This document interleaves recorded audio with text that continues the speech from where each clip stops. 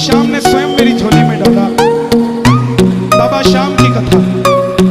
कौन है ये खाटू वाला, कौन है ये तीन बाणधारी, क्यों है सिर्फ शीश के साथ श्रृंगार स्वरूप।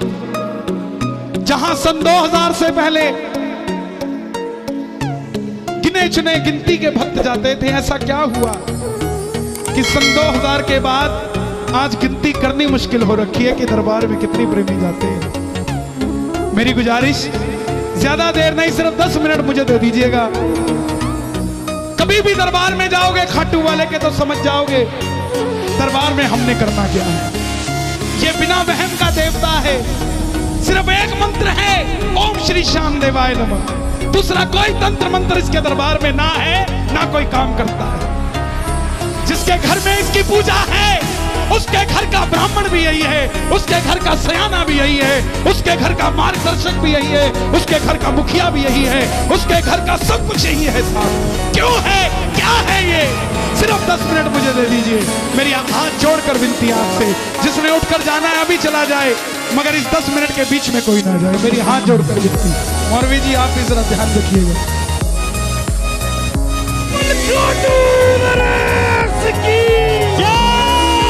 हरे का तू है, हमने भी तुझको नहीं और सहा जाए, अब बोल कहाँ जाए, नहीं और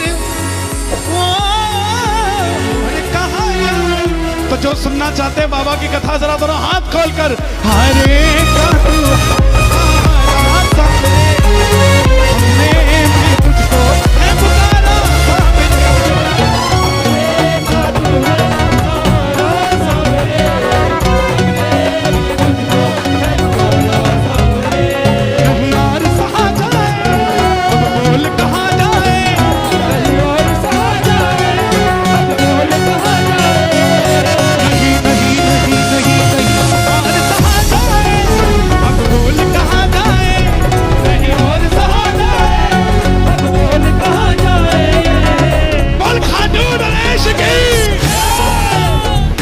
शुरू होती है महाभारत के उस युद्ध से, जो युद्ध हुआ पांडवों और कौरवों के बीच। कौरवों की रखवाली कन्हैया की सेना कर रही थी और पांडवों की रखवाली गोविंद मेरो है, गोपाल मेरो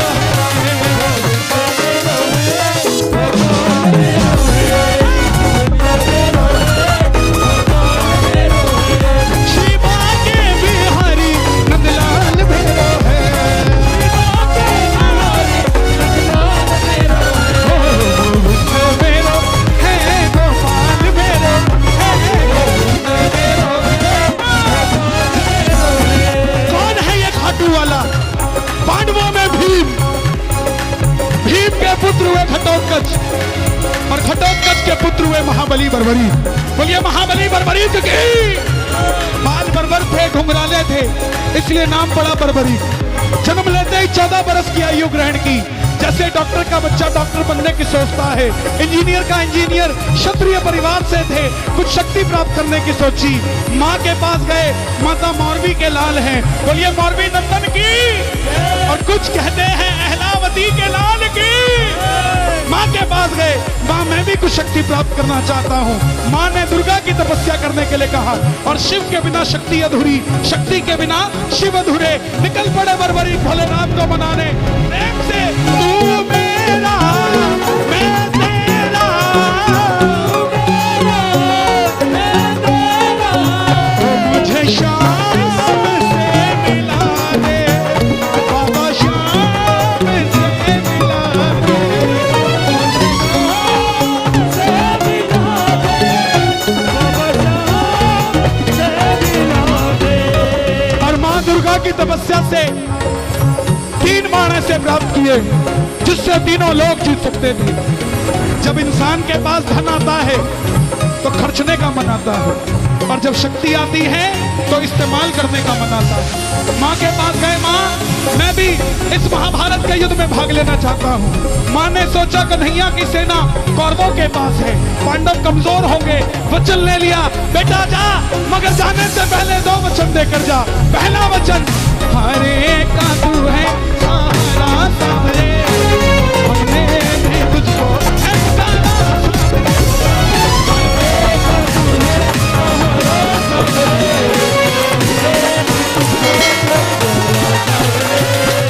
और दूसरा वचन जो भगवान ने खुद निकलवाया मौरवी के मुंह से कि रास्ते में तुझसे कोई भी कुछ भी मांग ले तो इनकार नहीं करेगा, दे देगा। प्रेमियों, 3 लोगों की शक्ति तरकश में लेकर नतमस्तक होकर बर्बरीक चल पड़े।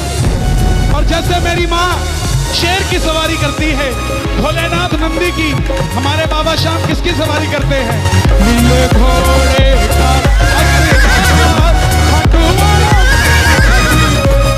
चल पड़े बर्बरीक युद्ध की ओर, चारों दिशाएं हिल उठी, तीनों लोग हिल उठे।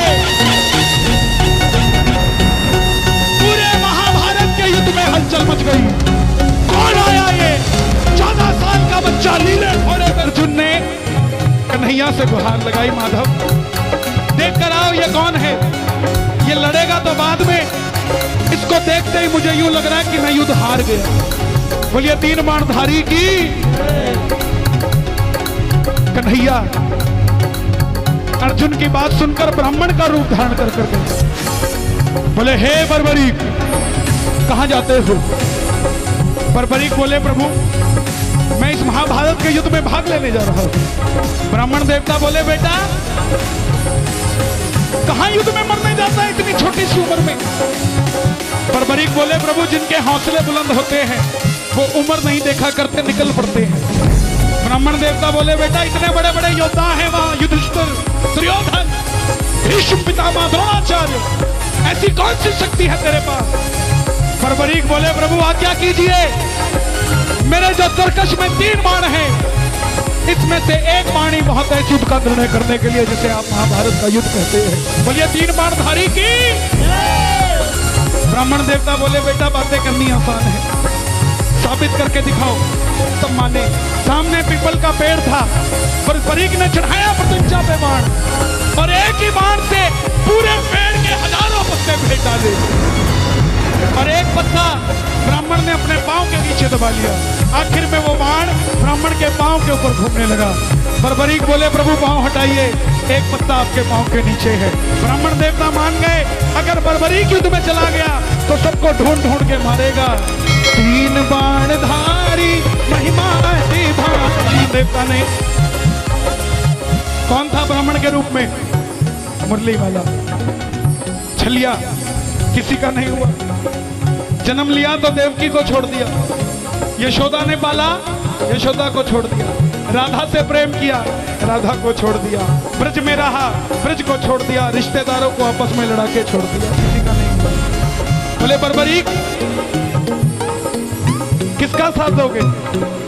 बोले प्रभु मैं अपनी माँ को वचन देकर आया हूँ, हारे का सहारा, जो हारेगा उसका सहारा। बोले ये कैसा वचन दे दिया?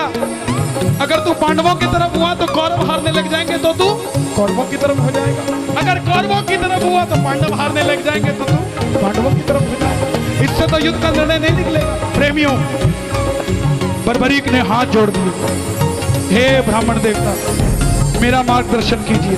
ब्राह्मण देवता के मुख से आवाज आई, हे बर्बरीक। सुन लेना प्रेमियों, हे बर्बरीक, कलयुग में इस धरती के कल्याण के लिए एक शीश का दान चाहिए और वो शीश का दान इस समय किसी 3 महाबलियों में से किसी एक का हो सकता है। और वो 3 महाबली कौन? या तो भगवान श्री कृष्ण, या अर्जुन, या बर्बरीक। महाभारत अर्जुन के बगैर भी कुछ नहीं और कन्हैया के बगैर भी कुछ नहीं। और तीसरा कौन? महाबली बर्बरीक। जैसे ही ब्राह्मण देवता बोले शीश का दान चाहिए, बर्बरीक ने और कुछ नहीं सोचा, तलवार निकाली। प्रभु शीश का दान दिया जाएगा, मगर जो जो शीश का दान मांग सकता है वो साधारण ब्राह्मण नहीं हो सकता। आप अपने असली रूप में आइए। और प्रेमियों, मेरे मोर मुकुट बंसी वाले ने अपना विराट रूप दिखाया। माता शीश का दान मुरली वाले ने, माता शीश का दान मुरली वाले ने, बर्बरीक ने भी काली तलवार दे दिया शीश। 14 साल के बच्चे शीश उतार करते चाहता तो एक बाण में युद्ध खत्म करके अपने आप को शूरवीर कहलवा देता, मगर शूरवीर से ज्यादा जो दानवीर होता है भगवान अपने आप उसे शूरवीर बना देते हैं। शीश दान से पहले कन्हैया ने पूछा तुम्हारी क्या इच्छा है? बर्बरीक के शीश से आवाज आई, हे प्रभु मैं योद्धा हूं, लड़ने आया था, लड़ नहीं पाया, मगर युद्ध देखना चाहता हूं। भगवान ने शीश को अमृत पान करवाया। और मुझे आपको बताने की जरूरत नहीं अमृत क्या होता है। खाटू का शीश पत्थर का नहीं है। अगर खाटू का शीश पत्थर का होता तो पत्थर दिल इंसान खाटू जाकर ना रोता था। बाबा का शीश अमर है। अंत में पांडव युद्ध जीत गए। और जैसे हम करते हैं, काम अच्छा हुआ तो मैंने किया, गलत हुआ उसने किया। पांडवों ने अगर बर्बरीक ना होते तो 5 पांडव भी ना होते। क्यों? क्योंकि घमंड में इतने चूर हो गए थे, मन में अभिमान थमाया, युद्ध हमने जिताया, मन में अभिमान थमाया, युद्ध हमने जिताया। खुद पैसा कमाना और अपने मुंह से खुद को सेठ कहना सेठाई नहीं। सेठाई तब जब दिल्ली कहे। ऐसे ही खुद लड़ना और जीत जाना और अपने मुंह से खुद को शूरवीर कहना शौर्यता नहीं है। शौर्यता वो जो दुनिया कहे, लेकिन इसका निर्णय कौन करे? भीम कहे मेरी गदा ने जिताया, युधिष्ठिर कहे मेरे मार्गदर्शन ने जिताया, अर्जुन कहे मेरे बाणों ने जिताया, नकुल सहदेव कहे हमने जिताया। मन में अभिमान थमाया, युद्ध हमने जिताया, मन में अभिमान थमाया, युद्ध हमने जिताया। तो चलो चले मुरली वाले के पास। बताओ ये युद्ध किसने जिताया? कन्हैया बोला, पांडवों कैसी बात करते हो? मैं तो तुम्हारा रथ चला रहा था, मुझे क्या पता युद्ध किसने जिताया। बोले प्रभु फिर इसका मार्गदर्शन कौन करे? तब कन्हैया बोले, एक बार झोली मैंने पसारी थी तुम्हारे लिए, अब तुम 5 पांडव पसार लो झोली और मेरे साथ चलो चले उस शीश के पास, चलो चले उस शीश के पास। एक ही है जो निर्णय कर सकता है।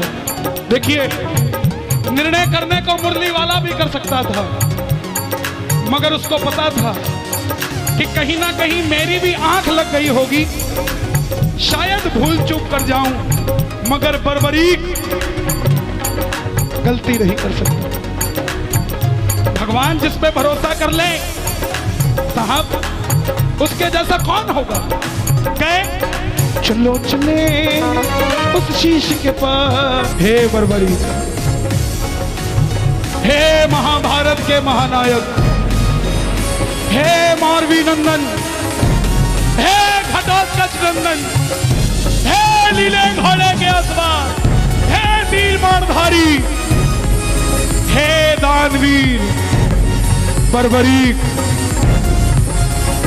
हे महायोगी, हे महाराज, बताओ तुमने युद्ध में क्या देखा? बर्बरीक के शीश से आवाज आई, हे पांडवों, किस चीज का अभिमान करते हो? मुझे पूरे युद्ध में सिर्फ और सिर्फ भगवान श्री कृष्ण का सुदर्शन चक्र चलता दिखाई दिया। युद्ध में मारने वाला भी कन्हैया था और मरने वाला भी कन्हैया था, इसके अलावा कुछ नजर नहीं आया। अर्जुन, तेरे रथ पर मुरली वाला पूरी धरती का भार लेकर बैठा था और कर्ण के रथ पे अकेला कर्ण था। वो बाण चलाता था तो भी तेरा रथ 2 कदम पीछे जाता था, तू बाण चलाता था तो भी उसका रथ 2 कदम पीछे जाता था। शक्तिशाली तू नहीं कर्ण था, मगर तेरी जीत इसलिए हुई क्योंकि तेरे पलड़े में ये मुरली वाला घनश्याम बैठा था, इसलिए तू युद्ध जीत गया साहब, जिसके पलड़े में ये मुरली वाला था। प्रेमियों, मोर मुकुट बंसी वाले को ये बात इतनी पसंद आई, वरदान दे दिया, हे बर्बरी, तुमने जो शीश का दान दिया है इसको अमृत पहले ही पिला चुका हूं। जैसे ही कलयुग प्रारंभ होगा मेरी 16 की 16 कलाएं तेरे इस शीश में विराजित हो जाएंगी और मेरे श्याम नाम से घर घर में पूजा जाएगा। अगर कोई श्याम पुकारेगा तो उसकी मदद ये मुरली वाला श्याम नहीं, तू खाटू वाला श्याम करेगा। और तूने जो अपनी माँ को वचन दिया है हारे का सहारा, तेरे दरबार में अगर कोई पहली बार तेरी कथा सुनकर हार कर आ जाएगा, दुनिया की कोई ताकत उसे दोबारा हरा नहीं पाएगी। और तूने अपनी माँ को वचन दिया जो भी कुछ मांगेगा तो इनकार नहीं करेगा। जा, तेरे दरबार में जू जू कलयुग बढ़ेगा, घर घर में तेरी मान्यता होगी। जैसे जैसे कलयुग बढ़ेगा तेरी शक्ति का और विस्तार होगा और तू दुनिया में लखदातारी कहलाएगा। जा, जो भी कुछ मांगने आएगा अपनी औकात से 10 गुना बढ़कर तेरे दरबार से लेकर जाएगा। प्रेमियों, यही वो खाटू वाले श्याम है जो हमारे बीच आज दिल्ली में आए हैं। कलयुग के अवतार है, लीले के अवतार है, ऐलावती के लाल है। उठा के जरा जरा हाथ प्रेम से कह देना, इसके दरबार की खासियत है या तो खाटू जाना होता नहीं, और अगर चले गए उसके अलावा कहीं आना जाना बंद हो जाता है। सर्दियों की छुट्टी पड़े चाहे गर्मियों की, शिमला नहीं जाता कोई। बच्चे भी कहते हैं चलो पापा चलो, एक बार ले चलो हमको खाटू वाले के दरबार